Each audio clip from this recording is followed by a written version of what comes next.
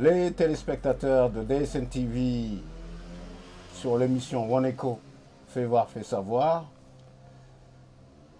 je vous présente Muriel Kabil qui est juste à côté de moi, qui va nous parler de son parcours tout à l'heure, nous parlera aussi de son travail, de ses projets et puis de son intention de pouvoir nous parler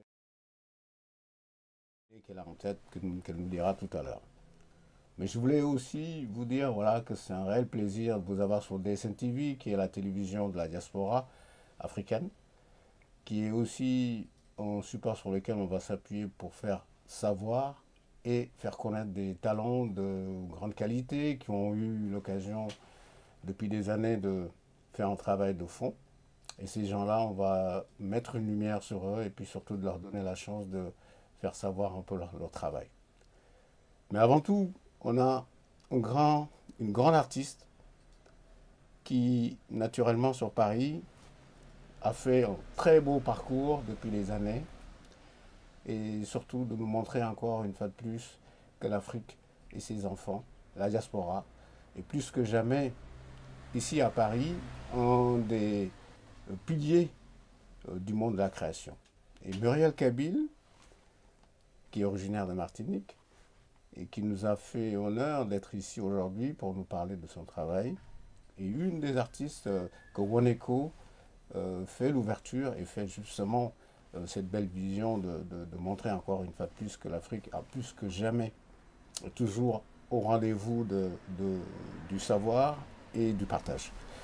Donc Muriel, toi qui es depuis des années en train de travailler sur Paris, comment tu peux te décrire? Qui est Muriel Kabil? Muriel Kabil, c'est une enfant qui a grandi avec plein de rêves, Oui. qui adorait d'ailleurs la créativité autour de ses jouets. Mhm. De fil en aiguille, je me suis dirigée vers une école de couture spécialisée dans le cuir. Oui. Voilà, tu vois, tout a commencé dans le même domaine que toi, dans le Oui, cuir. absolument, c'est ça. Une Tu matière vois. difficile. Ouais, c'est ce que les gens ne savent pas en fait. Ils Oh. sont pas au courant, mais c'est vrai que enfin, beaucoup ne sont pas au courant en tout cas. Mhm, mhm. Mais c'est vrai que c'est un matériau extrêmement difficile et ça demande en fait un savoir-faire vraiment particulier et une justesse incroyable. Absolument. Et on n'a pas le droit à l'erreur en fait avec le cuir. Et c'est ce qui m'a plu justement dans cette matière. Mhm. Ce qui a fait qu'aujourd'hui, j'ai la capacité d'aller vers différentes matières avec différentes difficultés qui me permet en fait de faire des choses complètement décalées et c'est ce que j'aime justement. Et c'est vraiment le cuir qui m'a emmené vers ce que je fais aujourd'hui. Et on Ouais. va découvrir ce que je fais Ouais, vraiment ouais, en non, fait. non, non, mais je trouve que euh, tu représentes quand même une génération d'avant-gardistes qui ont eu l'occasion de montrer que la création, non seulement n'a pas de frontières, mais c'est aussi, pour moi, une façon de découvrir une talentueuse qui, de la peau, du cuir, a réussi, à travers les cheveux, de faire une liaison, parce que justement, les cheveux sont sur la peau. Donc j'aime bien cette combinaison C'est ça. d'apporter cette lumière par rapport à ton travail, parce que ça m'a toujours attiré de voir un peu ce que tu faisais, parce que je trouvais que tu avais un vrai concept. Et moi, j'ai toujours voulu, si tu veux, rencontrer des artistes qui ont des concepts. Pas qui, naturellement, sont suiveurs ou qui essayent justement de s'inspirer sur des choses que certains ont déjà faites. Mais j'aime bien c'est ce qui, naturellement, propose des nouvelles choses. Et tu fais partie de ce type de créateur que j'apprécie. Et c'est pas parce que tu es là que je te le dis, c'est parce que je le ressens comme ça. Merci. Et je voulais en fait aussi te rendre hommage et puis te dire que vraiment le fait que tu sois là pour parler de ton travail, c'est pour moi une des possibilités sur lesquelles je m'appuie plutôt, j'allais dire, pour montrer que Woneko, cette émission, est vraiment faite pour des talents comme toi aussi, qui ont beaucoup de choses à dire et à faire savoir. Mm. Donc, le, le côté coiffure est venu rallier le cuir par rapport à la peau, de peau sur peau, et qui nous ramène les cheveux sur la tête, sur la En peau, fait, sur... c'est C'est quoi, vachement alors? plus complexe que ça. En fait, quand j'étais petite, déjà, j'aimais autant Mhm, habiller que mhm, coiffer. ouais, Donc, j'ai commencé avec mes poupées, mes Barbie, et de fil mhm, en aiguille avec mes copines que je mhm, coiffais régulièrement. J'ai appris très vite à me coiffer. Donc, en fait, tout ça, ça faisait partie des éléments que j'avais dans mes mains. Et j'ai grandi avec un frère qui est artiste aussi. Donc, ça aussi, ça m'a beaucoup accompagné. Il il m'a faisait appris. quoi, ton frère? Il est artiste peintre. Oui. Il vit en Martinique, il a sa galerie et il est artiste peintre. Et c'est vrai qu'il m'a appris énormément de choses et surtout à voir à travers les matières. C'est-à-dire que lorsque j'étais petite, je Mhm, travaillais sur mon imagination en regardant les nuages, par exemple. ouais, J'imaginais des formes, des choses comme ça, je me racontais des histoires. Et ça développe l'imagination. Et ce qui fait qu'aujourd'hui, la chance qu'on a, nous les créateurs, c'est que lorsqu'on voit quelque chose, une couleur, une matière, quelque chose, bref, qui nous parle, euh, on arrive à voir, à concevoir à travers la matière ou la couleur ou la chose qu'on voit en fait. Et c'est comme ça qu'on travaille l'imagination et plus on en fait et plus on en construit et plus on imagine encore plus grand. Et tout absolument. a commencé déjà quand j'étais petite et au fur et à mesure, donc cette école de couture que j'ai faite, Ouais. ma première école d'ailleurs, hein, Mhm. ça a été mon premier choix de me Tu diriger as vers la fait en couture. Martinique ou ici? J'ai grandi en métropole. Je Ouais, suis née en Martinique. Et je suis Martinique, oui. arrivée à l'âge de 2 ans. Et j'ai Oh, grandi en fait en région parisienne. Et ouais, du coup, bah, là, tout ouais, a tout est été fait ici. parti Hein. Voilà, tout a été fait au ici, ouais, au fur et à fur et à mesure mesure. ici. Ouais. Et c'est vrai que voilà, j'ai passé mes diplômes, j'ai obtenu mes diplômes. Et après ça, j'ai compris que c'était complètement, enfin, on était dans une bulle en fait à l'école puisqu'on avait le rêve d'être grand créateur, etc. Et une fois qu'on sort de l'école, on se rend Mhm, compte à quel point c'est plus complexe qu'on imagine. absolument. On sort de nos rêves et on est face à la réalité. Et face à la réalité, dans le monde de la couture, Mhm, qu'est-ce qui nous reste à faire? C'est se retrouver la plupart du temps dans les usines. Selon le diplôme qu'on a, l'expérience qu'on a, les contacts qu'on a, etc. ouais, C'est soit on va absolument. dans les grandes écoles où là, ça coûte extrêmement cher, où on est livré à nous-mêmes, où là on Mhm, essaye de concevoir quelque chose autour de nous, mais ce qui est pas facile. Ou mhm, sinon on se retrouve en usine.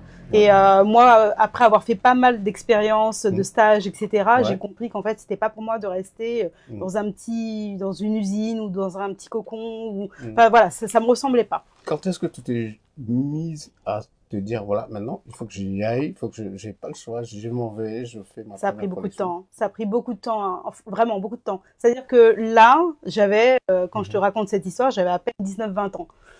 mhm, J'ai parcouru une vie incroyable au niveau professionnel. J'ai fait plein de choses, ouais, mais très loin de la couture. quand Et même. ouais, très loin de la couture, très loin du milieu d'art, très C'était loin de quoi? C'est tout. mieux, Et c'est c'est un qu'à peu l'âge de 30 ans, en fait, que que ça a j'ai... déclenché Ben, en fait, à l'âge de l'envie? 30 ans, je suis retournée à l'école. Ah bon? J'ai fait une école de coiffure. J'ai un brevet professionnel. Donc c'est de là où tu Et as ouais, pu ça a commencé là. Et fusionner. ouais. En fait, tout a commencé à l'école où Mhm, je suis rentrée par hasard dans cette école. En fait, je devais ouvrir un salon de coiffure, donc je devais être juste gérante. Et de la gestion, je suis passée à la proposition de rentrer dans une école pour mhm. obtenir directement le diplôme qui me Diplôme. permettait d'ouvrir mon salon de coiffure. Donc c'était vraiment l'optique d'ouvrir, Donc ton mais premier à aucun salon, moment je voulais être coiffeuse. absolument, mais ton premier salon, tu l'as ouvert Jamais. C'est ça le pire. ou bien Je l'ai ça, même pas il y a eu ouvert. un enchaînement, il y a eu un enchaînement, c'est En ça? fait, il y a eu mais ça a été incroyable parce que quand je suis rentrée dans cette école de Mhm, coiffure, mhm, mais j'ai fait partie des meilleurs élèves et j'ai compris à quel point. mhm, Au début, j'ai tout refusé. Je me suis dit, je faisais ça juste mhm. pour aller, pour m'amuser, obtenir mon diplôme, faire ce que j'ai à faire. Ouais. Mais à aucun moment je me voyais coiffer qui que ce soit. Je me voyais pas. Je me disais à l'époque shampouineuse. Donc je voyais l'image de la coiffeuse un peu comme ça. C'est tordu aujourd'hui, mais voilà, c'est Mhm, comme ça que je voyais les choses et je me voyais pas de l'autre côté voilà, à coiffer les gens dans un simple salon. Et c'est tout bête. Mais au fur et à mesure, j'ai appris en fait tellement de techniques. J'ai pris plaisir et je ouais. faisais partie des meilleurs. Et la prof qui me poussait énormément, en fait, elle me faisait comprendre que j'allais pas au bout de mes limites. J'allais pas au bout de mon savoir-faire et elle-même, elle me secouait constamment en me disant, mais ça te ressemble pas, il faut que tu te lâches encore plus. Et c'est vrai que le fait d'avoir une personne qui te pousse comme ça, à un moment donné, tu comprends qu'en fait, t'es pas toi-même parce que tu te retiens à cause du regard des autres. Donc de là est Ah ouais. parti tes premières bases, tes Ah oui. premières idées, Ah tes oui. premières intentions, tes rêves commençaient à Ouais. s'ouvrir plus ou Plus moins. ou Tu te moins. Plus ou dis, moins. tu Encore, dis c'était c'est pas possible. encore hyper clair à ce Voilà, moment-là, tu voilà. Et vois. tu te dis c'est Ouais. possible. Donc ta première collection, ta première vision sur le concept de coiffure lié avec la mort, lié avec le dégaine, lié avec l'attitude, tous ces aspects sur lesquels tu as pu montrer ton côté talentueux, c'est venu à quel moment? Ouais, à quel moment? En fait, ça c'est marrant parce que c'est venu vraiment de fil en aiguille. Comme je te dis, donc à ce moment-là, déjà, je me rendais compte que finalement, je valais quelque chose dans la coiffure et que finalement, j'aimais ça, mais je me voyais toujours pas dans un salon à ce moment-là. Je disais à tout le monde à l'école, écoutez, moi, de toutes les façons, ou je coiffe les stars, ou en tout cas, je fais quelque chose d'hyper artistique, mais ça me ressemble pas d'être genre coiffeuse dans un salon, quoi. Donc, mais j'ai eu l'expérience, bien évidemment, parce qu'en parallèle, j'étais en salon, j'ai fait du domicile aussi.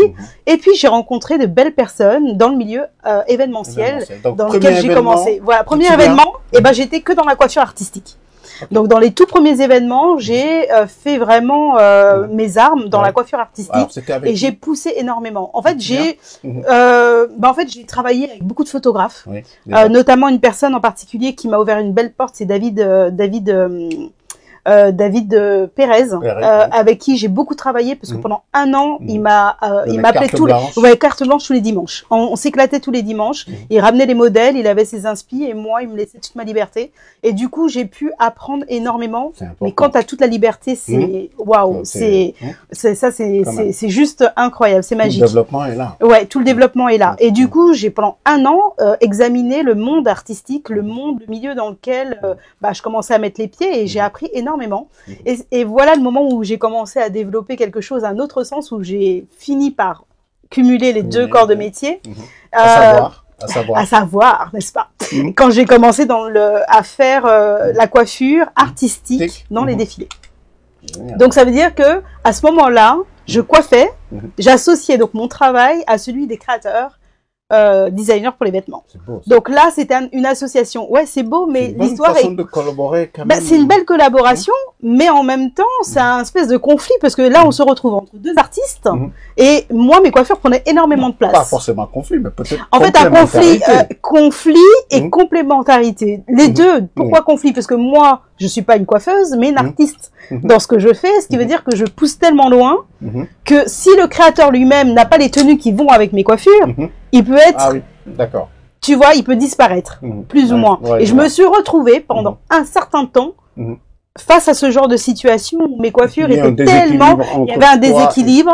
Et du coup, les gens étaient... Waouh, on n'était pas habitués aux coiffures spectaculaires à ce moment-là. C'est la coiffure que posait l'autre. Donc voilà. Et comme j'étais dans une période où la coiffure n'était pas encore vraiment l'élément comme aujourd'hui, parce qu'aujourd'hui, tu as vu, la coiffure, ça prend un élan incroyable, c'est symbolique. Aujourd'hui, ça fait même partie d'un tout, en fait. C'est une grande ouverture. Mais il y a 7-10 ans, on va pas se mentir, la coiffure n'avait pas, ça surprenait les gens. Les gens se demandaient où est-ce qu'on allait avec ça, alors que c'était de là. Maintenant, c'est devenu une dimension à part entière, une discipline artistique connue et reconnue. Enfin, de la mode, enfin, tout à fait. Et il a fallu du temps. Et moi, justement, j'ai eu ce moment où c'était un peu complexe de mettre un pied là-dedans et de se construire une image. Et du coup, forcément, on était très peu sur Paris à le faire. Il y avait quoi? Il y avait Sephora, il y avait Nadine Machetti, il y avait moi et Alexis Rousseau qui, lui, était dans un autre monde encore. Mais toujours, voilà. Mais on était un peu les piliers à ce moment-là. Il y avait quelques personnes comme ça. Voilà. Il y avait quelques personnes comme ça à ce moment-là et chacun avait son histoire. Voilà, c'est son univers et tout. Mais son univers à toi est venu compléter vraiment la mode et en même temps, c'est confirmé et vraiment t'as trouvé aussi, t'as sillonné vraiment sur un chemin qui t'amène à être ce que tu es devenu toi maintenant. Ben c'est tout ce parcours, justement, le fait d'avoir été plus ou moins entre guillemets conflit avec les autres créateurs, où je me suis dit, je me disais à ce moment-là, tu vois, quand je me retrouvais dans les backstage, où là justement je voyais les créateurs mettre les robes et défaire plus ou moins les coiffures que je prenais des heures à faire, je me dis mais c'est un manque de respect en fait de pas prendre le temps de mettre soigneusement cette pièce sur la création que moi j'ai construit sur la tête de la mannequin. Pour moi il fallait quand même prendre le temps et que c'était un tout. Donc moi c'est vrai que quand je voyais ça, je voyais justement l'attitude de certains, j'étais un peu dégoûtée, je me disais mais c'est incroyable quand même, moi je suis capable de faire ce qu'ils font mais eux ils sont pas capables de faire ce que je fais. Et je me dis un jour je crois que je vais faire mes propres défilés, mes propres événements. Et donc c'est de là où tu as décidé maintenant d'associer un tout mon savoir-faire en fait. Et d'arriver dans l'esprit global de ton concept. Voilà, et je me suis dit mais mince Muriel, en fait tu peux faire tout ça, tu n'auras pas besoin d'être en conflit avec qui que ce soit si tu le fais toi-même. Mais tu ne changes pas quand même l'idée toujours de chercher à collaborer ou pas du tout. En fait, absolument pas, en fait. Mais c'est simplement finalement que j'avais ces capacités. Et à ce moment-là, je cherchais simplement à me développer au niveau de la coiffure pure parce que c'est quelque chose que j'apprenais. Donc pour moi, il fallait que je sache jusqu'où je pouvais aller avec. Et c'était le seul moyen de le savoir, c'était d'être sur le, voilà, sur le terrain. Donc tu vois, j'en étais à ce stade il fallait que j'apprenne. La couture était déjà confirmée. Mais la coiffure, non, en fait, je découvrais mon univers, il fallait que je sache qui j'étais. Donc, et pour ça, il fallait... nouvelle façon de travailler. Ouais. Et surtout, un développement tout nouveau sur le terrain de la mode. Et ces trois approches, c'est quoi? C'est à la fois la continuité, mais ça t'amène à réfléchir à quoi? À des nouveaux projets qui vont venir. T'as des choses un peu qui se sont joints sur ce parcours. Après, par la suite, que tu as décidé de faire tout dans l'esprit de la globalité de ce que tu es, de ce que tu veux représenter. Bah, en fait, au début, je m'amusais, j'apprenais beaucoup sur moi, et jusqu'au jour où j'ai vraiment découvert mon savoir-faire, et j'ai compris, en fait, ce que je pouvais faire de tout ça, parce que je voulais pas abandonner l'un pour l'autre. Je voulais pas abandonner la couture pour être que dans la coiffure, ou que la coiffure pour que, voilà, tu vois. Donc, je voulais pas laisser l'un pour l'autre, et j'ai globalisé. Et tu vois, la première fois que j'ai fait ma toute première pièce, je l'ai emmenée par exemple, au Festival de Cannes. Donc, en fait, le Festival 2015, avec Stéphanie Lambert, qui était donc, qui était la marraine, qui était pas la marraine, qui était l'égérie, pardon, qui était l'égérie en fait, qui elle, avec crâne rasé, tatoué de partout, yeux verts, métissés, représentait exactement l'image forte de ce que je voulais donner, et surtout tu vois, la complexité du cheveu qui est porté sur le corps et non pas sur la tête. Tu vois, de se dire que là il y a un déséquilibre et en même temps une force, donc d'emmener ce genre de personnage. Donc la coiffure portée et qui te porte. Voilà, c'était même plus la coiffure, parce que là on s'est retrouvé avec une pièce qui recouvrait vraiment le corps à ce moment-là, et voilà, et elle le crâne rasé. En fait, à ce moment-là, j'ai voulu montrer que je n'étais plus que dans la coiffure, donc elle avait vraiment pas de coiffure du coup, mais un vêtement complètement réalisé de cheveux, et nous avons été donc au Festival de Cannes 2015 pour représenter, et je me suis dit à ce moment-là, allez, Muriel, si tu réussis à convaincre ne serait-ce que les paparazzis, ne serait-ce que ce public-là qui est du monde du cinéma, etc., et que c'est un autre monde finalement que celui de la mode pure ou de l'art ou de la coiffure, si eux, ils prennent leur appareil photo, si là, il y a un retour médiatique ou autre, qu'importe en soi, ou un retour de contrat ou autre, si là, il y a une validation, je continue. Si là, mais c'est réellement ça, hein, je t'assure, Max, là. C'est à ce moment-là, je me suis dit, si c'est validé là, je fais toute une collection, et là, ce sera mon avenir. Et là, c'était fait. Et ouais. Ça a cartonné. Et l'ouverture. Ça a cartonné. Ça a été incroyable. Ça a été vraiment tellement émouvant que même Stéphanie, elle savait même plus comment réagir à ce public, en fait, qui était donc les paparazzis. Parce qu'ils ont tous pris leur appareil photo, ils étaient en train de crier, s'il vous plaît, madame, madame. Incroyable. Partout dans le monde. Ah oui. Ah oui, ça a ouvert une grande porte d'ailleurs. Au-delà de tout, c'est que j'ai fait quand même partie des premières personnes créateurs qui a osé aller comme ça, noir, hein, je parle vraiment, qui a osé mettre en évidence notre culture, parce que finalement c'est nous, ça représentait, ah oui, parce que ça aussi c'est important, tu vois, la diaspora, bah oui, ça représentait qui nous sommes en fait, c'est de se dire que là finalement le cheveu a fait partie de nous, parce que finalement on travaille sur cette matière depuis des années, même si c'était la représentation des coiffures ancestrales et autres, mais ça fait quand même partie de nous en fait, le cheveu qui mais c'est ça, le cheveu qui soit naturel ou synthétique, qu'importe en soi, ça fait partie de nous, ça fait partie de notre personnage, ça fait partie de tout ce qu'on a eu, toute la matière qu'on utilisait même pour fuir nos propres cheveux, parce que ça aussi c'est important de le dire, on va pas se mentir, de porter une perruque pour justement camoufler notre matière qu'on a refusée, qu'on a rejetée pendant des années, en fait c'est un tout, et c'est ça que j'ai voulu ramener dans l'art en fait. Moi j'ai toujours été attiré par tout ce qui est coiffure, j'ai toujours dit que nos filles elles étaient belles coiffées. Pas des perruques, mais toujours. Bah, tu vois. Mais c'est une coiffe, en fait. C'est une élégance, c'est une coiffe, c'est porté d'une certaine façon, et ça fait un tout avec le vêtement. Mais j'ai du mal un peu qu'ils portent des cheveux des autres, mais en revanche, j'aime bien qu'ils comprennent le moyen de les coiffer. Les techniques avec nos propres cheveux, Voilà. Et que ça soit plus conceptuel et qu'on ressent l'Afrique ancestrale comme toi tu fais, comme certaines le font aussi, où on met en valeur notre culture. Ouais, c'est ça. Ben voilà, tu vois, c'est ce que j'ai voulu mettre en avant, mais différemment de ce qu'on avait pour habitude de voir à l'époque. Et du coup, comme je t'ai dit, ça a cartonné à ce moment-là, et je me suis dit, ok, c'est parti. Mais ça a été hyper rapide à partir de là. Puisqu'après ça, donc j'en ai constitué une douzaine, et j'ai été très rapidement appelée Milan, New York, enfin voilà, j'ai vraiment voyagé à ce moment-là. On m'a appelé. La première chose, c'était quoi? C'était même waouh, impressionnant. C'était Milan qui m'appelait pour une exposition en galerie d'art. Après, pendant que j'étais là-bas, on m'appelle pour aller à New York. Ton travail incroyable. Rentre en galerie d'art. Exactement. Tu n'avais pas du tout pensé que ça allait être. Je te jure, je n'imaginais rien de tout ça parce que j'étais même pas préparée. En fait, je me suis pas préparée à ce moment-là à ça. Moi, je voulais juste quelque chose d'artistique, quelque chose de beau et de différent. Voilà. Et c'était de l'image en soi, de la communication et une force, voilà, quelque chose de fort et un message à passer. J'imaginais absolument pas à ce moment-là que j'allais atterrir, bim, dans une galerie où là, on fait une expo vivante. Parce que là, je suis partie encore avec Stéphanie et tout, qui a représenté le symbole de ma représentation artistique. Et du coup, c'était vraiment fort. Et autour de l'Afrique, toujours. Et pendant que j'étais donc à New York, à Milan, pardon, New York qui m'appelle pour faire une Fashion Week, pour faire un show de clôture d'une Fashion Week. Et pendant que j'étais là-bas, t'as Milan qui me rappelle pour aller faire une Fashion Week à Milan. En fait, ça a été... C'est ça, l'ouverture dont ça t'a propulsé. Ça m'a propulsé. Ça t'a amené justement à s'ouvrir et de créer au niveau de Paris l'ouverture de ta première boutique. C'est ça.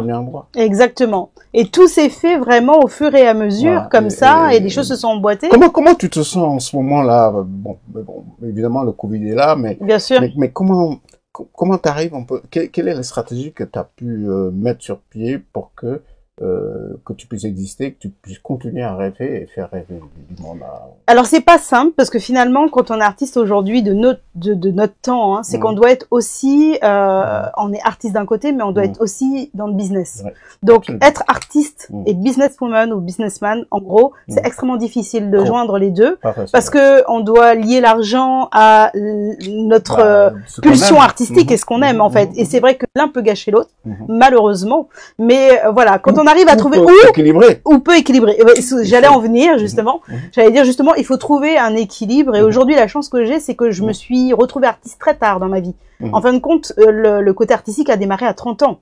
Quand j'ai, tard dans le sens où avant ça, en fait, quand je te dis ça, c'est gentil. C'est quoi ton problème? Mais non, c'est plus dans le sens, non, c'est plus dans le sens où avant ça, comme je me voyais pas artiste, j'étais plus dans le business. Non, mais t'étais un artiste en devenir. Voilà. Mais ça, je ne le savais pas à ce moment-là. Du coup, moi, j'étais plutôt dans le business. Donc, j'avais quand même plus la fibre de la femme businesswoman, tu vois. Donc, c'est aujourd'hui, la chance que j'ai, c'est d'avoir de pouvoir en fait mettre les deux en fait ensemble, de se dire que ok, je suis artiste mais de l'autre côté aussi il y a le business. Et c'est vrai que pendant un temps j'ai fait que de l'art en fait, je me suis éclatée, j'étais tellement occupée à gauche à droite sur les terrains à faire des shows, des mouvements, des machins que le côté business, je l'avais un peu mis de côté. J'étais à fond en train j'étais en train de développer puis dans un nuage en même temps. Sauf que là, il y a une réalité et puis le Covid nous a remis face à une réalité. On est obligé aujourd'hui d'être face à un business, de reconstruire les choses et on apprend à se connaître aussi. Et c'est vrai que j'ai développé depuis un peu plus d'un an une marque de prêt-à-porter vêtements. Voilà, je dis bien vêtements volontairement. Donc j'ai une marque de prêt-à-porter vêtements. Donc c'est dans l'air du temps. Donc là, c'est ton nom. C'est dans l'air du temps. En fait, c'est un jeu de mots, pardon. Hair, H-A-I-R. Et du coup, voilà, c'est Muriel Kabil qui a conçu donc la marque. C'est dans l'air du temps et c'est des pièces que je fais moi-même. C'est pas des choses qui sont travaillées ailleurs ou autre. C'est vraiment dans mon espace à Paris que je travaille pièce par pièce, mais des pièces uniques. Tu nous donneras tout à l'heure l'adresse et comment on trouve et tout ça. Il n'y a pas de souci. Et en parallèle, en fait, j'ai deux marques. Donc en parallèle, j'ai aussi la marque Big Award. En fait, j'ai les deux représentations de mes deux savoir-faire. Donc le prêt-à-porter pur, le vêtement, et voilà, et Big Award qui représente en fait le prêt-à-porter coiffure. Génial. Parce que aujourd'hui, en fait, en fait, j'ai la possibilité d'avoir les deux, donc je me suis dit pourquoi choisir, alors que je peux avoir les deux qui sont pour moi mes équilibres. En fait, c'est mon équilibre. En même temps, tu mets pas les œufs dans le même sac. J'adore le côté. Non, c'est important en fait. Moi, j'aime bien mettre les choses dans les cases. Voilà, on mélange pas tout, mais en même temps, il y a mon fil conducteur. Donc, absolument. Non, mais la base est Dieu merci bonne, qui a vraiment une vision que j'apprécie énormément. Est-ce que là, on arrive presque à la fin de l'émission, mais j'aimerais avant tout que tu me dises là où on peut éventuellement te retrouver tout à l'heure, tu donneras les adresses. Mais c'est quoi ton dernier mot pour les téléspectateurs? Ben, force et courage pour ceux qui veulent entreprendre et qui ont des rêves, il faut rien lâcher parce que le plus difficile, c'est de tenir dans le temps.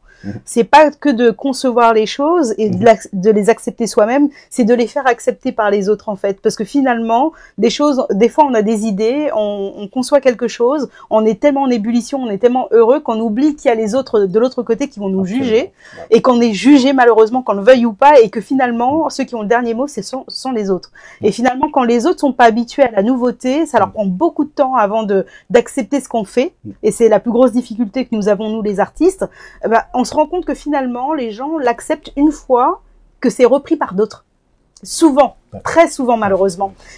Et ça prend des années, ça peut prendre très très longtemps avant que ce soit accepté visuellement et dans tous les sens du terme d'ailleurs, hein, pour que les gens, mais après on oublie celui qui est conçu mais la base. Pas dit son dernier mot. Mais n'est-ce pas? Mais comme on lâche rien, il faut pas qu'on lâche justement. C'est ça, c'est ce que je veux dire aux gens. C'est surtout quand on a des idées, aller jusqu'au bout et de rien lâcher. Et que même si on est repris par les autres, ça veut dire justement qu'on évolue et qu'on va dans le bon sens. Ça veut dire qu'on a ouvert la bonne porte. Ça veut dire que ça intéresse. Ça veut dire que finalement, même si ça a pris du temps, tu suscites de l'intérêt. Il y a un questionnement.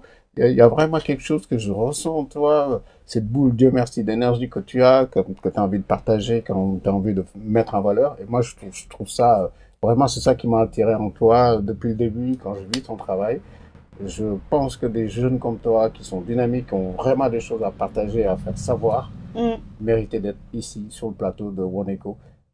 Veux-tu nous dire l'adresse où tu es? Bien sûr, alors je suis très fière même de le donner. Hein.